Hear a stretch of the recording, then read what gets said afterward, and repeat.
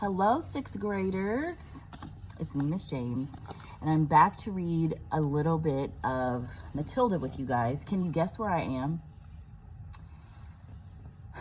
I am in our classroom, and I wanted to just sit in this really comfortable chair today to read.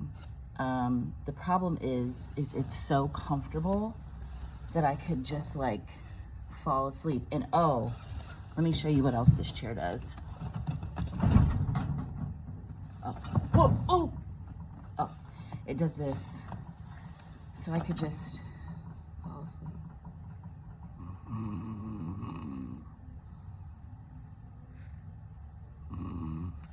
Oh, sorry guys, I probably shouldn't fall asleep. Okay, back to Matilda. Just kidding, I wasn't really gonna fall asleep. All right, I can't read like this. Oh, can I? Can I read like this? Yeah, I'm going to. So we are going to read chapter 13. It's called The Weekly Test. I don't know what page it is for you guys because I am too lazy right now to get up and go grab that book right there and look at the page number. But it is the page number, it is the chapter after Lavender. And Lavender was a short chapter, wasn't it? So after Lavender, we are reading The Weekly Test. So let me give you a minute to find that. Do you remember, while you find it, do you remember what Lavender did? Lavender had me nervous because she went down to the pond by her house and she found a newt. And a newt, if you look in the chapter, the way they described it was like such an ugly little, nasty little looking thing. It was like a little mini crocodile with a yuck. It just sounded so nasty. So she went and she brought it with her to school. And we don't know what she's going to do with it, but I am very nervous. Oh, we do know what she did with it. It says, so I'm going to start with the previous page. I'm not going to start right on chapter 13. I'm going to read the previous page with Lavender. All right, so this is chapter 13. We're going to start on the chapter right before that. I have a feeling I'm about to get interrupted, but I'm just going to do what I normally do, which is pretend like I'm not in here when someone knocks on the door. Like and subscribe. Okay. Anyways, let's start with the page before. Immediately after lunch, she dashed off into, she meaning Lavender. So immediately after lunch, she dashed off to the kitchen. I cannot believe she's about to do this. And found one of the Trunchbull's famous jugs. It was a large, bulging thing made of blue glazed pottery. Lavender filled it half full of water and carried it together with a glass into the classroom and set it on the teacher's table. The classroom was still empty. Quick as a flash, Lavender got her pencil box from her satchel and slid open the lid just a tiny bit. The newt was lying quite still. With great care, she held the box over the neck of the jug and pulled the lid fully open and tipped the newt in. I can't watch. There was a plop. That was an onomatopoeia. A plop as it landed in the water. Then it thrashed around wildly for a few seconds before settling down. And now, to make the newt feel more at home, Lavender decided to give it all the pondweed from the pencil box as well. Yuck. The deed was done. All was ready. Lavender put her pencils back into the rather damp pencil box and returned it to its correct place on her own desk. Then she went out and joined the others in the playground until it was time for the lesson to begin. So we know who's teaching the lesson this week. It's not Miss Money. It's not Miss Honey. Who's teaching the lesson this week? Miss Trunchbull. All right. Now we are on chapter 13, which is the weekly test. At 2 o'clock sharp, the class assembled, including Miss Honey, who noted that the jug of water and the glass were in the proper place. Then she took up a position standing right at the back. Everyone waited. Suddenly, in marched the gigantic figure of the headmistress in her belted smock and green breeches. "Good afternoon, children," she barked. "Good afternoon, Miss Trunchbull," they chirped. The headmistress stood before the class, legs apart, hands on hips, glaring at the small boys and girls who sat nervously at their desks in front of her. "Not a very pretty sight," she said.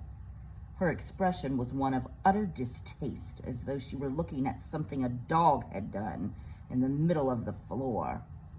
"What a bunch of nauseating little warts you are." Everyone had the sense to stay silent. "It makes me vomit," she went on, "to think I'm going to have to put up with a load of garbage like you in my school for the next 6 years. I can see that I'm going to have to expel as many of you as possible as soon as possible to save myself from going round the bend." She paused and snorted several times. That was a curious noise. You can hear the same sort of thing if you walk through a riding stable when the horses are being fed. "I suppose," she went on, "your mothers and fathers tell you you're wonderful. Well, I am here to tell you the opposite, and you'd better believe me. Stand up, everybody." They all got quickly to their feet. "Now, put your hands out in front of you, and as I walk past, I want you to turn them over so I can see if they are clean on both sides." The Trunchbull began a slow march along the rows of desks, inspecting the hands. All went well until she came to a small boy in the second row. "What's your name?" she barked. "Nigel," the boy said. "Nigel what?" "Nigel Hicks," the boy said. "Nigel Hicks what?" the Trunchbull bellowed. She bellowed so loudly, she nearly blew the little chap out of the window. "That's it," Nigel said, "unless you want my middle names as well." He was a brave little fella, and one could see that he was trying not to be scared by the Gorgon who towered above him. "I do not want your middle names, you ballista," the Gorgon bellowed. "What is my name?" "Miss Trunchbull," Nigel said. "Then use it when you address me. Now then, let's try again. What is your name?"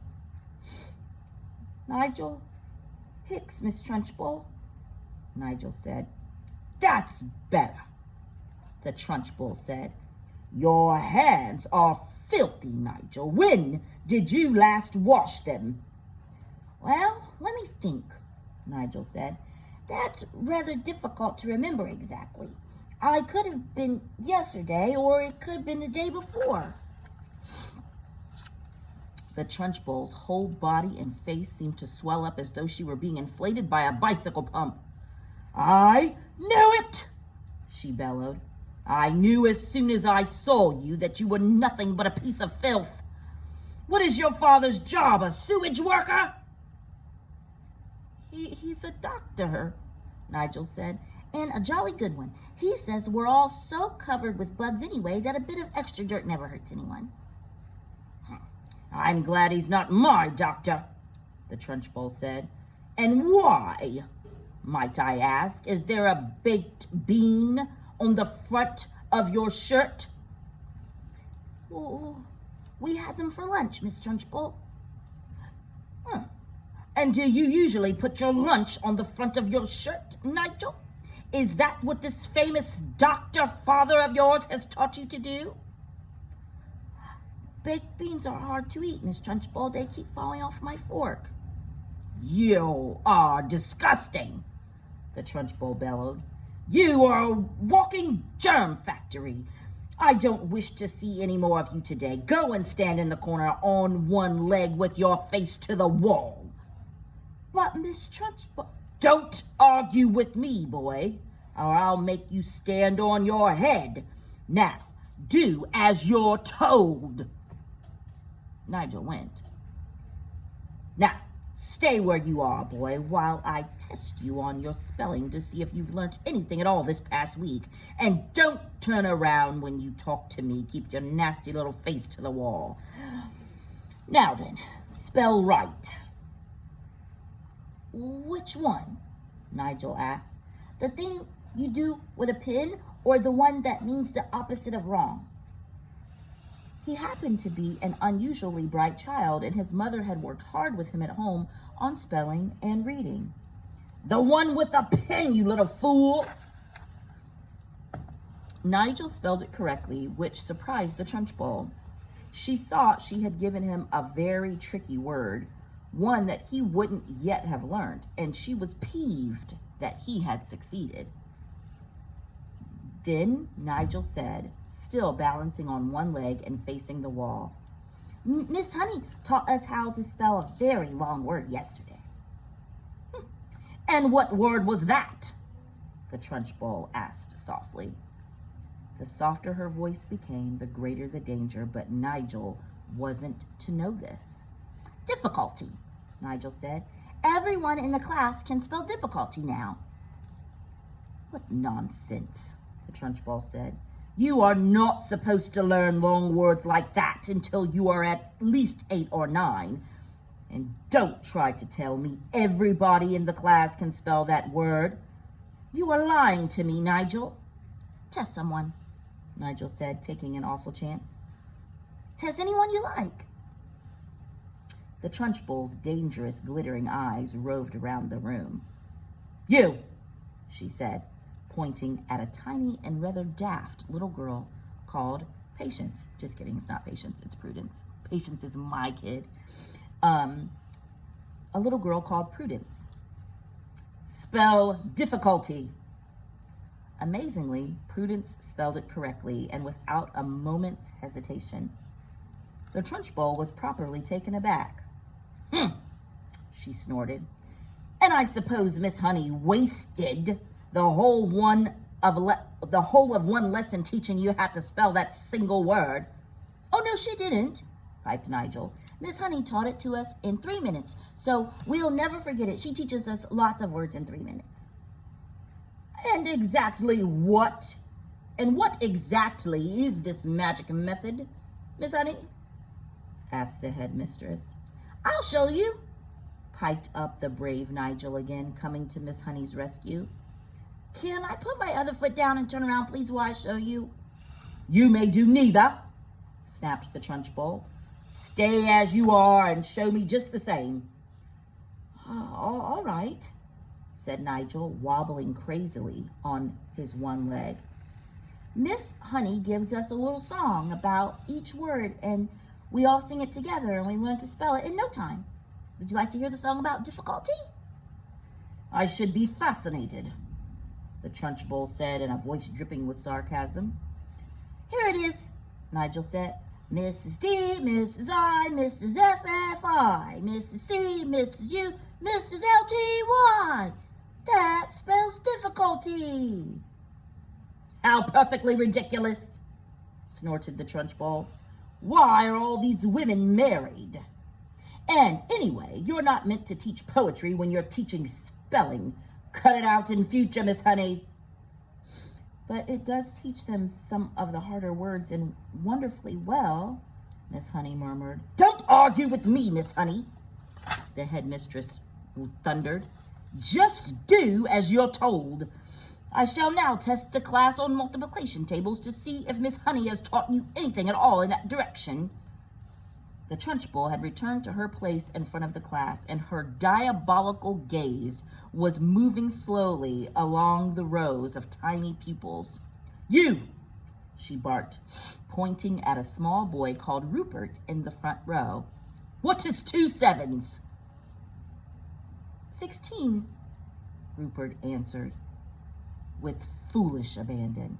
So when they say 2 sevens, it means what is 7 times 2? So in this case, 2 sevens, 7 times 2 is definitely not 16. Does anybody know what it is? Not 16. Okay, so Rupert says 16. Rupert answered with foolish abandon. The Trunchbull started advancing slow and soft-footed upon Rupert in the manner of a tigress stalking a small deer. Rupert suddenly became aware of the danger signals and quickly tried again. "It's 18, he cried. 2 sevens are 18, not 16. "You ignorant little slug," the Trunchbull bellowed. "You witless weed! You empty-headed hamster! You stupid glob of glue!" She had now stationed herself directly behind Rupert, and suddenly she extended a hand the size of a tennis racket and grabbed all the hair on Rupert's head in her fist. Rupert had a lot of golden-colored hair. His mother thought it was beautiful to behold and took a delight in allowing it to grow extra long. The Trunchbull had as great a dislike for long hair on boys as she had for plaits and pigtails on girls, and she was about to show it. She took a firm grip on Rupert's long golden tresses with her giant hand, and then, by raising her muscular right arm, she lifted the helpless boy out of his chair and held him aloft. Rupert yelled. He twisted and squirmed and kicked the air and went on yelling like a stuck pig, and Miss Trunchbull bellowed, 2 sevens are 14! 2 sevens are 14! I'm not letting you go till you say it." From the back of the class, Miss Honey cried out, "Miss Trunchbull, please let him down. You're hurting him. All his hair might come out." "And well, it might if he doesn't stop wriggling," snorted the Trunchbull. "Keep still, you squirming worm." It really was a quite extraordinary sight to see this giant headmistress dangling the small boy high in the air, and the boy spinning and twisting like something on the end of a string and shrieking his head off. "Say it!" bellowed the Trunchbull. "Say 2 sevens are 14. Hurry up, or I'll start jerking you up and down, and then your hair really will come out, and we'll have enough to stuff a sofa.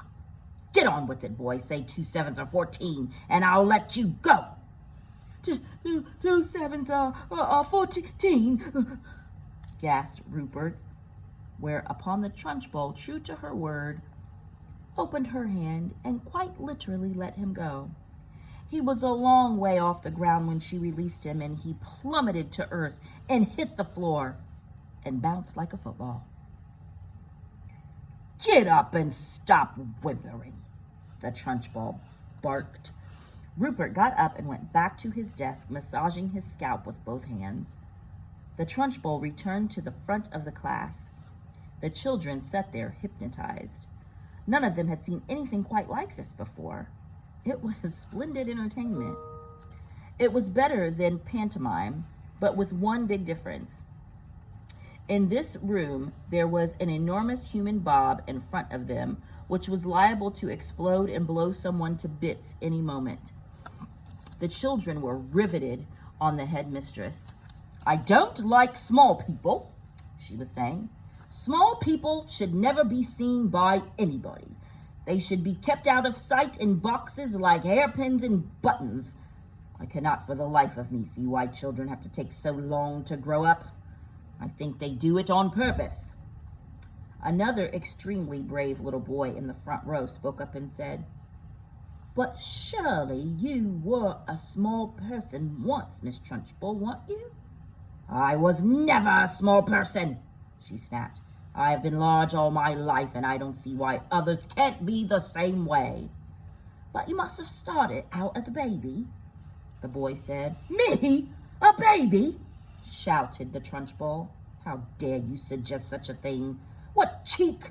What infernal insolence! What's your name, boy? And stand up when you speak to me. The boy stood up. My name is Eric Ink, Miss Trunchbull, he said. Eric what? The Trunchbull shouted. Ink, the boy said.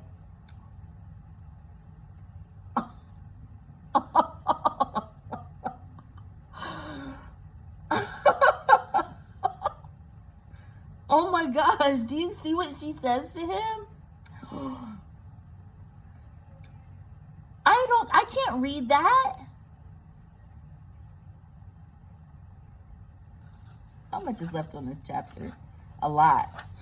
Oh Lord, it's a lot left. Okay, Miss James, you gotta hurry up. I cannot, okay, I know y'all want me to read it. I'm gonna read it. Okay, Eric what? The Trunchbull shouted. Ink, the boy said. Don't be an ass, boy. There's no such name. Look in the phone book, Eric said. You'll see my father there under Ink. Very well, then, the Trunchbull said. You may be Ink, young man, but let me tell you something. You're not indelible. I'll very soon rub you out if you try getting clever with me. Spell what? I don't understand, Eric said. What do you want me to spell? Spell what, you idiot? Spell the word what? W-O-T,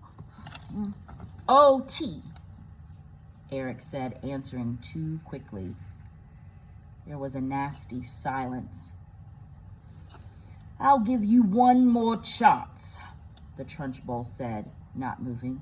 Ah, yes, I know, Eric said. It's got an H in it, W-H-O-T. It's easy.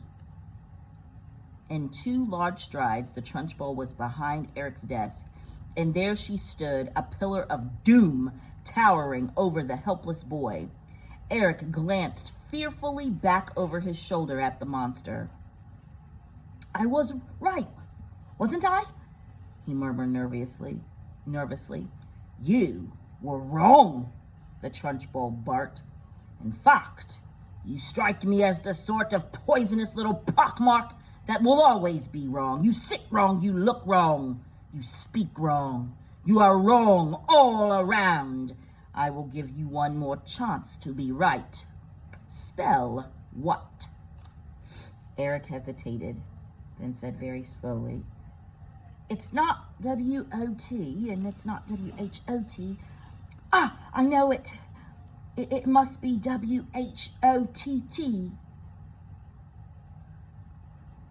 Standing behind Eric, the Trunchbull reached out and took hold of the boy's 2 ears, one with each hand, pinching them between forefinger and thumb. Ow! Cried Eric. Ow! You're hurting me.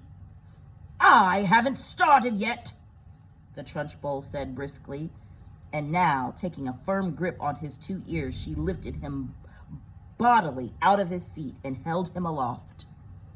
Like Rupert before, Eric squealed the house down. From the back of the classroom, Miss Honey cried out, Miss Trunchbull, don't! Please let him go. His ears might come off. They'll never come off, the Trunchbull shouted back. I have discovered through long experience, Miss Honey, that the ears of small boys are stuck very firmly to their heads. Let him go, Miss Trunchbull, please, begged Miss Honey. You could damage him. You really could. You could wrench them right off. Ears never come off, the Trunchbull shouted. They stretch most marvelously, like these are doing now, but I can assure you they never come off.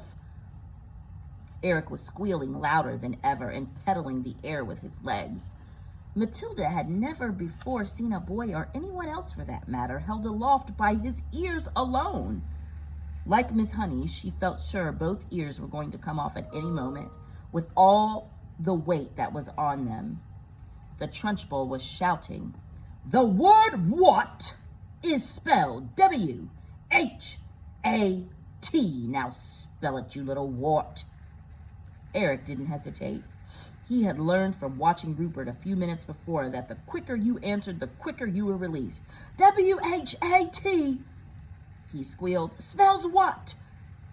Still holding him by the ears, Miss Trunchbull lowered him back to his chair behind his desk.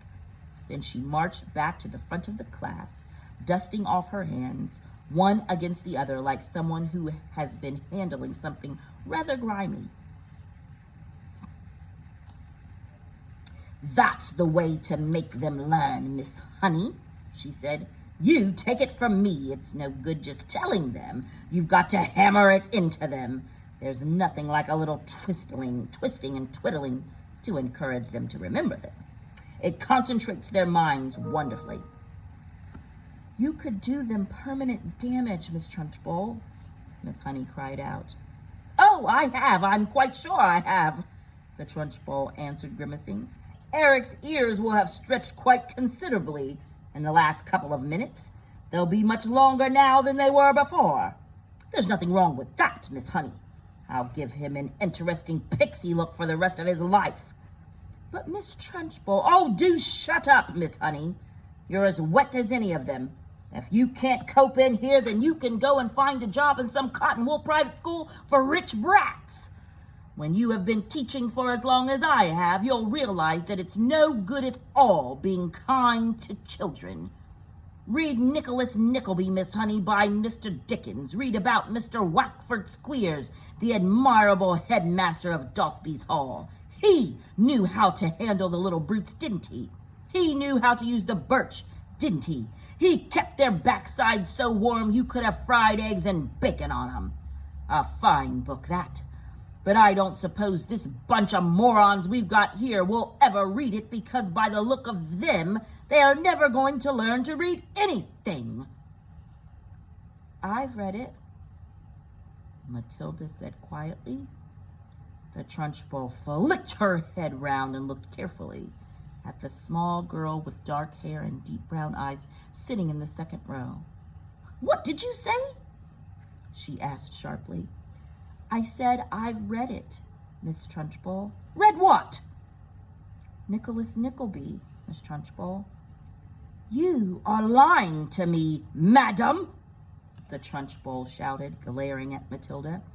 I doubt there is a single child in the entire school who has read that book, and here you are, an unhatched shrimp, sitting in the lowest form there is, trying to tell me a whopping great lie like that. Why do you do it? You must take me for a fool. Do you take me for a fool, child? Well, Matilda said. Then she hesitated. She would have liked to have said, yes, I jolly well do, but that would have been suicide.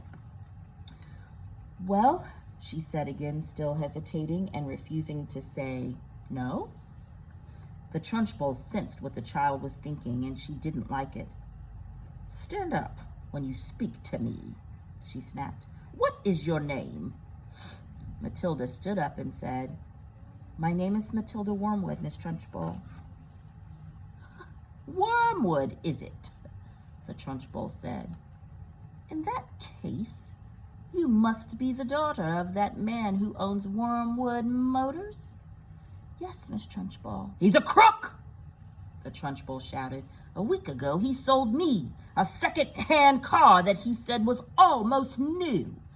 I thought he was a splendid fellow then, but this morning, while I was driving that car through the village, the entire engine fell out onto the road. The whole thing was filled with sawdust. The man's a thief and a robber. I'll have his skin for sausages. You see if I don't. He's clever at his business, Matilda said. Clever my foot, the Trunchbull shouted. Miss Honey tells me that you are meant to be clever too. Well, madam, I don't like clever people. They're all crooked. You are most certainly crooked. Before I fell out with your father, he told me some very nasty stories about the way you behaved at home. But you'd better not try anything in this school, young lady. I shall be keeping a very careful eye on you from now on. Sit down and keep quiet. Okay, that's the end. 30 minutes. Oh, there we go.